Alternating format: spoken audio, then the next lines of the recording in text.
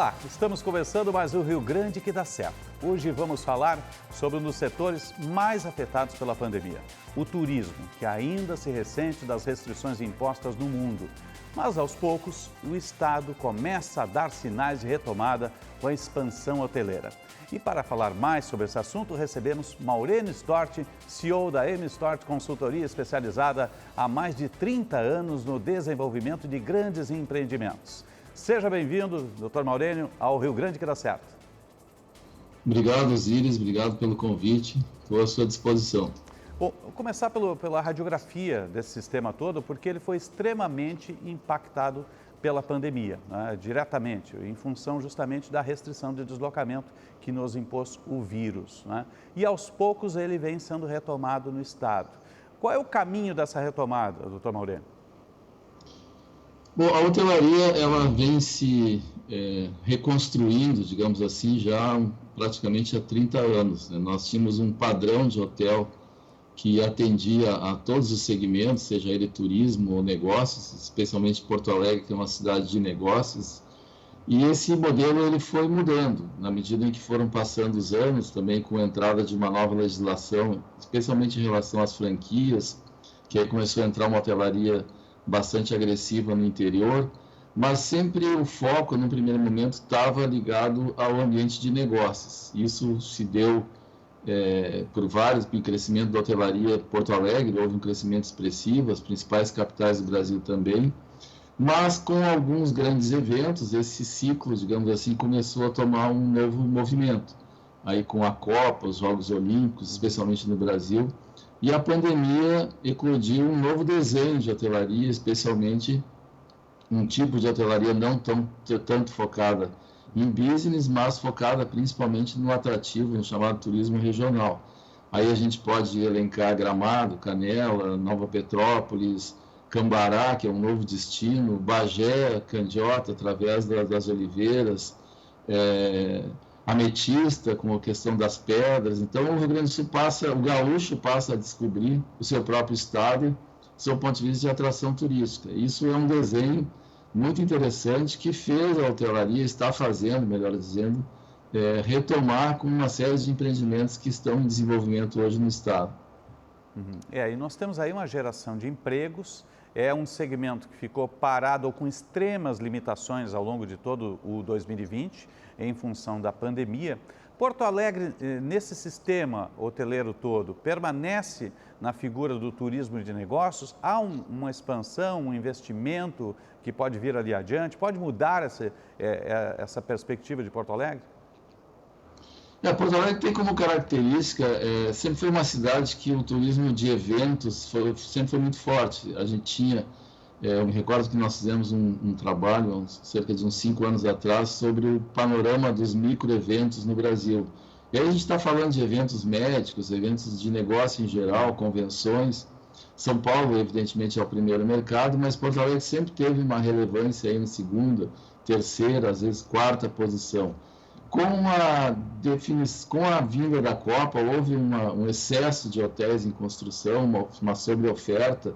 Porto Alegre tem uma média de ocupação pré-pandemia em torno de 50%, 55%. Na pandemia, esse nível caiu a 5%, 10% de ocupação, o que é muito ruim para o setor, mas há, evidentemente, uma perspectiva de retomar também no ambiente de negócio, mas também com atrativos turísticos. Porto Alegre tem hoje, está se desenhando um novo cenário urbano, né? A Orla, por exemplo, é um elemento de muita atratividade. Se a gente levar em consideração um turista que vem para visitar Gramado, por exemplo, se ele ficar 1 ou 2 noites em Porto Alegre, isso representa um ciclo de dinheiro importante na cidade e uma geração de empregos bastante relevante, não só nesse setor, mas em tudo aquilo que está em torno do turismo, né? Que é restaurante, gastronomia, circulação de pessoas em geral. Então, há uma perspectiva de retomar o setor de business, mas há também uma elevação do nível de turismo regional na própria cidade. Porque nós temos aí o processo de reconstrução do centro histórico, há também o futuro para o Cais do Porto, já existe ali o embarcadero, existe o Pacto Alegre, Joseph Piquet esteve em Porto Alegre, foi ministro na Espanha, responsável pela reconstrução de Barcelona. Há um cenário que nos aponta para uma Porto Alegre diferente, que é importante para esse ramo da hotelaria, não é? Sem dúvida, e eu acho que um fato também interessante, com o novo desenho do aeroporto de Porto Alegre, com a inserção da Fraport nesse circuito, que é uma empresa internacional, que tem uma origem, pode ser, Porto Alegre passa a ser um hub, digamos assim, de conexão com a própria Europa, não só a Portugal, mas com a Alemanha, porque a relação da Fraport, por exemplo, dá um exemplo com o aeroporto de Frankfurt, né, que poderia ser uma ponte importante. Então, nós temos uma perspectiva muito interessante nesta relação. Não há dúvida que com a ampliação da própria pista do aeroporto Salgado Filho para voos maiores, a gente também vai receber aviões de outros destinos, quem sabe do Oriente. E eu acredito muito também, Osiris, nesse turismo que começa a se configurar. Nós pessoalmente, eu como consultor, vivi uma experiência no Rio de Janeiro, num ativo do ICMBio, Foz do Iguaçu. Quando há a privatização, as concessões desses parques, que é o caso de Cambará, por exemplo, nós passaremos a receber um nível de turista muito interessante, um turista japonês, um turista oriental, um turista que vem atrás desse universo de meio ambiente mais qualificado, e esse turista vai descer em Porto Alegre, não há nenhuma dúvida disso. Então a cidade tem que ter a capacidade de se construir uma proposta de trabalho para a atração deste turista, não só em relação a esses parques, mas para que haja uma retenção na cidade na medida em que ele esteja aqui ou indo ou vindo. Né? Passa também, não só pela estrutura hoteleira, mas por requalificação desses profissionais todos que trabalham nessas áreas, né?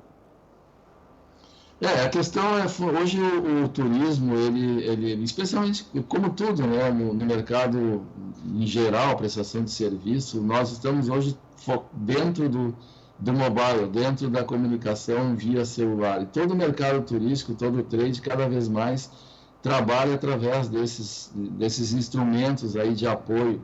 E a globalização é um fato em todos os sentidos, e no turismo muito mais. Nós precisaremos, sim, na busca desse turista mais estrangeiro, sobretudo, trabalhar níveis de prestação de serviço melhores, oferta de atendentes, de garçons, de pessoas em geral com inglês, enfim. São ferramentas fundamentais para a busca cada vez mais de um turista mais qualificado e que gasta mais na cidade. Na medida que ele gasta, gera riqueza, e essa riqueza circula. Essa é a proposta do turismo como um todo. Mas Porto Alegre, eu acho que tem essa pretensão e tem ativos turísticos importantes. E eu diria que não só Porto Alegre, hoje o próprio estado do Rio Grande do Sul também tem ativos muito relevantes. O desenho que a gente está vendo aí no Vale dos Vinhedos, que a gente está observando em Gramado, que a gente está observando no turismo das Oliveiras, na fronteira, chamado Terroado Paralelo 31, são cidades com potencial turístico muito importantes, não só para o turista estrangeiro, mas sobretudo para o turista gaúcho, que às vezes não conhece seu próprio estado. É verdade, eu brinco, eu não conheço todo o estado do Rio Grande do Sul, conheço boa parte das capitais pelo mundo afora, Oriente Médio, e todo o Rio Grande a gente acaba não conhecendo. Agora, o senhor falou em hubs internacionais, Oriente Médio, Japão, Europa. E o nosso Mercosul, doutor Maurênio, onde é que a gente insere? Nós perdemos um pouco esse vagão aqui no Mercosul? Essas restrições, digamos, a pandemia, ela redesenha tudo, né? Mas há sempre essa expectativa da relação Brasil-Argentina, Brasil-Uruguai, Semana Uruguaia, que o destino natural passa a ser o Brasil. Nós vamos estar sempre com essa relação em constante construção, seja por uma questão monetária, que às vezes o câmbio favorece a um turista, ora favorece o Brasil em relação ao turismo na Argentina, ora favorece o turismo argentino no Brasil. Há sim, sempre esteve, melhor dizendo, uma relação de proximidade muito forte dentro desse processo de fronteira que nós temos, né? Especialmente com a Argentina. Agora, por exemplo, se avizinha o nosso verão, era natural todos os anos aquela leva de argentinos que vinham de carro. Hoje, provavelmente esse verão não virão, mas se não virão na mesma intensidade que vinham, né?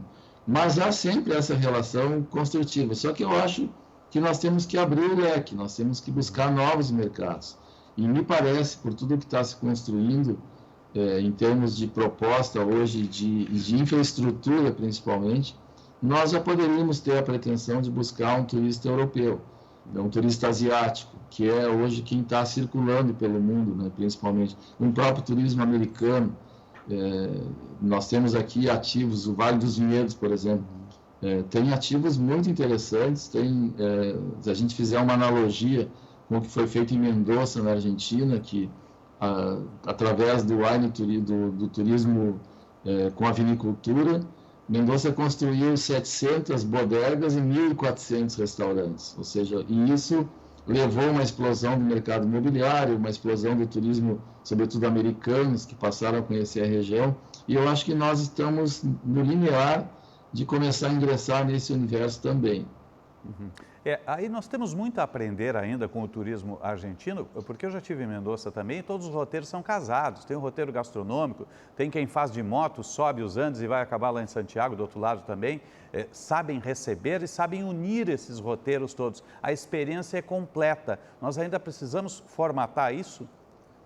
Sem dúvida, eu acho que esse é um ponto bem importante que tu abordas, que é essa construção de cenários, vamos chamar assim, que faça o turista não só estar de forma... O turismo, né, Osíris, hoje cada vez mais é um turismo de experiências. As pessoas querem viver aquilo que elas estão conhecendo, viver o local. E aí a gente pode estar vivendo isso num passeio de bicicleta, a gente pode estar aproveitando os ativos da região. Um exemplo que nós temos aqui em Nova Petrópolis, por exemplo, eu até costumo brincar que Nova Petrópolis é a Nova Zelândia brasileira, né? Ela tem toda uma assina embaixo, né?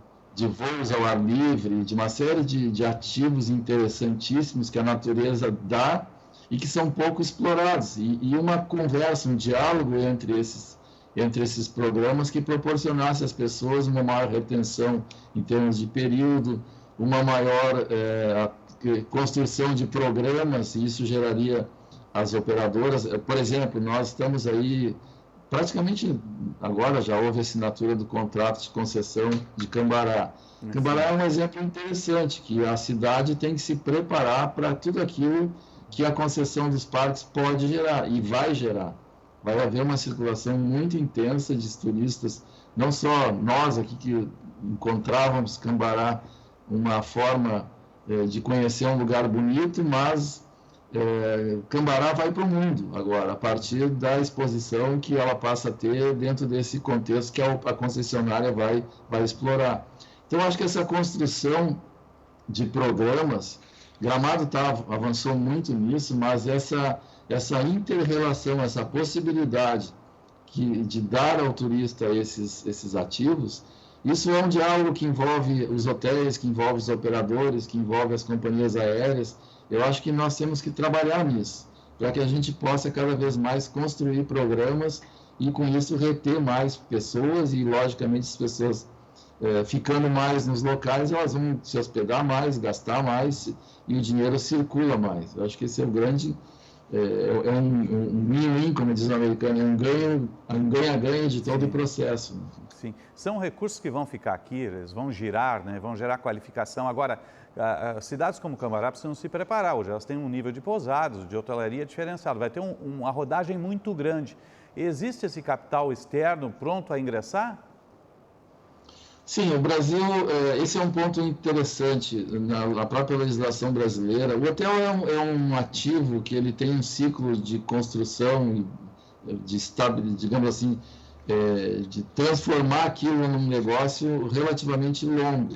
A decisão de ir para um lugar, a aprovação dos projetos, a construção do hotel e o início de operação, nós estamos sempre falando, no mínimo, em 3 anos, dentro desse desenho.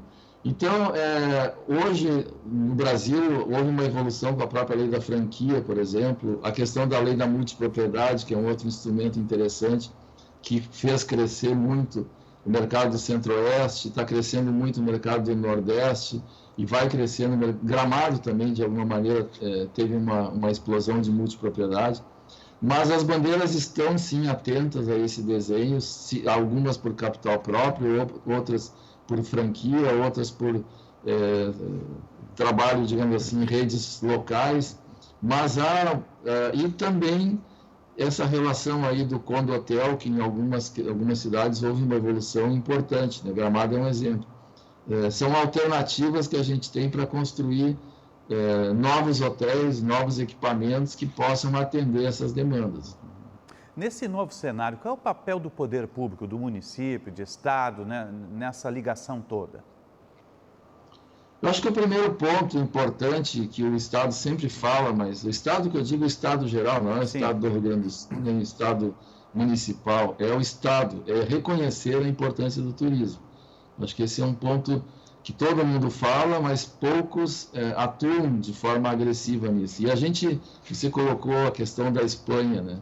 Acho que a Espanha é um grande case aí no mundo, e um exemplo é que você também colocou, Barcelona. Barcelona é uma cidade não capital, porque a capital é Madrid, que tem mais volume de turista que Roma e que Paris. Mas não, isso equivale.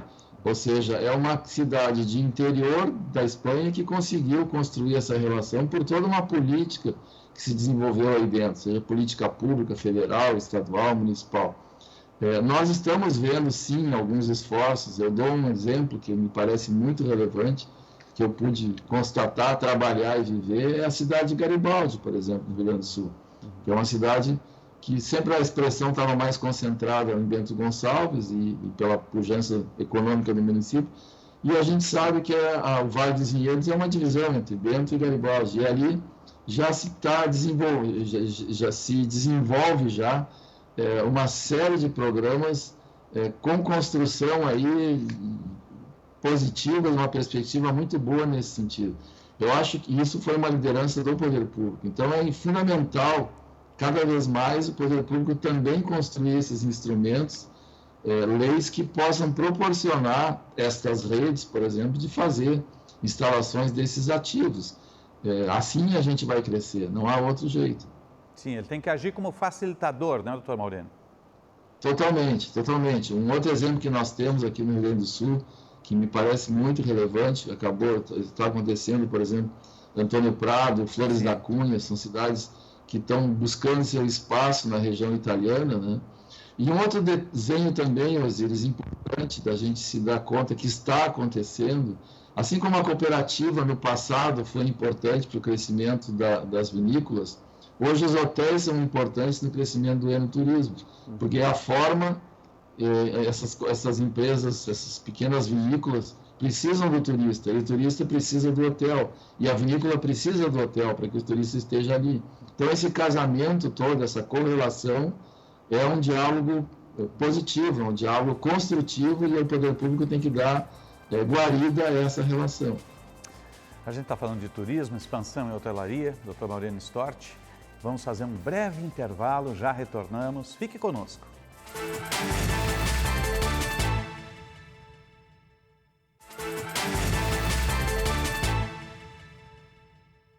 Estamos retornando com o Rio Grande que dá certo, hoje recebendo Maurênio Stort, CEO da N-Stort Consultoria, especializada há mais de 30 anos no desenvolvimento de grandes empreendimentos. Doutor Maurênio, esse momento quase que num pós-pandemia, ainda estamos vivendo, mas estamos num momento de crescimento, de vacinação, de processos, né? Qual seria a prioridade hoje dentro do poder público, governo federal, governos de estado, justamente para alinhavar ainda mais esses processos de investimento em turismo? Eu acho que um elemento fundamental, Osíris, que deve ser tratado de forma consistente, principalmente pelo governo federal, são linhas, recursos que mais aceitáveis, vamos chamar assim, do seu ponto de vista de custo financeiro, para incentivar a construção desses equipamentos. A gente tem programas como o Fungetur, por exemplo, que é um programa federal com custos financeiros ainda muito altos, especialmente nesse momento de inflação que a gente está começando a viver. Mas eu acho que o governo tem que estabelecer alguns mecanismos de incentivar a construção desses equipamentos. Um exemplo interessante que nós temos aqui no Rio Grande do Sul, a região de Ametista, que eu tive a oportunidade já de algumas vezes estar, e me impressiona cada vez que eu vou o fluxo de turistas que tem e a pouca oferta hoteleira que existe. Isso só se supre através de investimentos, ou do público, ou do privado principalmente, mas através de elementos que deem, que possibilitem essa construção. A gente sempre vai estar falando que o hotel é um ciclo longo de maturação. O hotel não nasce cheio no primeiro dia. Ele tem um tempo de maturação aí de 12, 13 meses, chamado soft open, né? Que ele está aberto e fechado, digamos assim. Mas esse nível, essa estabilização se dá normalmente pelo segundo ano. Então é preciso encontrar mecanismos de fomento a esta relação. E com isso a própria comunidade pode criar seus equipamentos aí, aliados a esses instrumentos que a gente tem hoje de franquia, por exemplo, de trazer bandeiras internacionais. Quais as vantagens, muitas vezes, dessas bandeiras? Que elas colocam o destino num panorama internacional, e aí começa a acessar turistas que, de uma maneira normal, não teriam conhecimento daquele local. Sim, você traz uma rede espanhola, uma rede americana ou italiana e traz com ela junto o hub, né? Exatamente. Todo grupo de turistas, de hóspedes, de clientes que já está correlacionado com essas bandeiras, e hoje tem muitos programas, né, de vacation dentro da própria rede, esses intercâmbios. Isso tudo são mecanismos de fomento a que o turista circule. Existem estudos que demonstram que cada vez mais as pessoas vão viajar mais por menos tempo, mas elas vão estar em frequente movimento. Acho que isso é uma forma, inclusive, que a gente percebeu no pós-pandemia, agora em plena pandemia. As pessoas querem visitar, e o que elas fazem não podendo sair? Elas visitam o seu estado, chamadas viagens curtas, né? De 2, 3 dias, mas é uma forma de estar convivendo. E estão gostando do que estão vendo, e devem voltar. O senhor tocou num ponto muito importante, que é o turismo interno, né? Nós cruzarmos o país, trazemos para cá o turista do Nordeste, da região Norte, da Sudeste, voltar esses fluxos internos nesse primeiro momento, né? Fazer esse estímulo, por exemplo, no próprio estado aqui, o gaúcho conhecer mais seu estado, o catarinense conhecer mais o Rio Grande do Sul, que de alguma maneira também acontece pela questão rodoviária. Acho que outro elemento fundamental também, que vai estimular muito o turismo estadual, é essa questão dos voos regionais, né? Ampliar a malha aérea para cidades que em tese não eram atingidas só pelo caminho rodoviário. Isso sim facilita. A questão do turismo religioso, acho que é outro elemento importante, que o Rio Grande do Sul tem destinos que poderiam ser melhorados aí, Antônio Prado, Farroupilha, Caxias, aquela região. Enfim, acho que nós temos a capacidade, nós temos uma matéria-prima, melhor dito, de muito boa qualidade. O que nós precisamos é tratar isso agora sob forma de programas e, consequentemente, trazer operadores, que são as redes hoteleiras, as bandeiras, para fazer esse estímulo. E nós temos agora hubs internos, aéreos, muito interessantes dentro do Rio Grande do Sul. Isso vem crescendo com a instalação da Azul em várias linhas internas aqui no Rio Grande do Sul, unindo a capital ao interior, as diversas regiões, né? Essa ampliação da malha aérea é fundamental, porque tudo leva tempo, né? As pessoas vão fazer uma viagem de 400 quilômetros, que poderia levar 5 horas, um voo em 30, 40 minutos consegue atingir. E essa conectividade entre as malhas, né? A malha aérea, seja São Paulo, Porto Alegre interior, dá essa dinâmica. E a gente consegue, com isso, trazer pessoas do próprio país, que, por uma questão de logística, ficaria difícil. Mas a gente tendo essas possibilidades, sem dúvida que esse turismo vem, e aí vem a negócio ou vem ao turismo regional como um todo. Eu acho que esse binômio aí é bem interessante. Turismo de hotelaria de negócios e turismo regional. É uma dobradinha que está conectada. É mais ou menos a lógica de ficar a trabalho de segunda a quinta e de quinta a domingo poder desfrutar da região na questão turística normal. Agora, o senhor comanda uma consultoria, mais de 30 anos, uma das mais renomadas do país. Onde é que entra a consultoria nesse processo de alinhavar isso tudo? Nós, Osiris, tivemos a felicidade, até por conta de estar conectado aí com uma série de atores. A gente trabalhou em projetos no Rio, trabalhou em projetos em Belo Horizonte, São Paulo, em Olambra, por exemplo, questão das flores, muito aqui no Rio Grande do Sul. nós estamos muito felizes. A pandemia, claro, dá um ânimo preocupante em algum momento, mas a gente nunca perdeu o foco de que nós temos uma matéria-prima interessante. E o que a gente percebeu é que as regiões não se debruçaram com isso, elas se encorajaram a buscar redesenhos. Eu acho que um exemplo muito interessante que eu pude conhecer é o que aconteceu na cidade de Bilbao, por exemplo, na Espanha. Bilbao é uma cidade que praticamente quebrou em função da indústria naval, e através do Guggenheim, a partir do Museu do Guggenheim, o que foi uma opção que o poder público fez, eles jogaram Bilbao numa proposta de turismo, e hoje é uma das cidades com grande fluxo. É um arrojo do poder político, mas é um arrojo que nós temos que ter também em algumas regiões para que a gente consiga melhorar esse nível de riqueza de cada cidade e fazer a pandemia se transformar num suco positivo, e não só colhemos o drama que acontece. Né? A gente está fazendo Rio Grande que dá certo, falando hoje de hotelaria, de expansão, com o Dr. Maurênio Stort, da M-Stort Consultoria. Vamos fazer um breve intervalo. Voltamos para o bloco final do nosso Rio Grande que dá certo.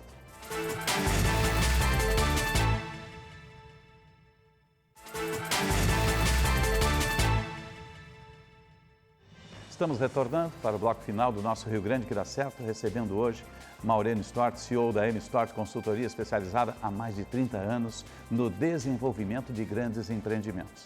Doutor Maurênio, o que é fundamental para o Rio Grande dar certo?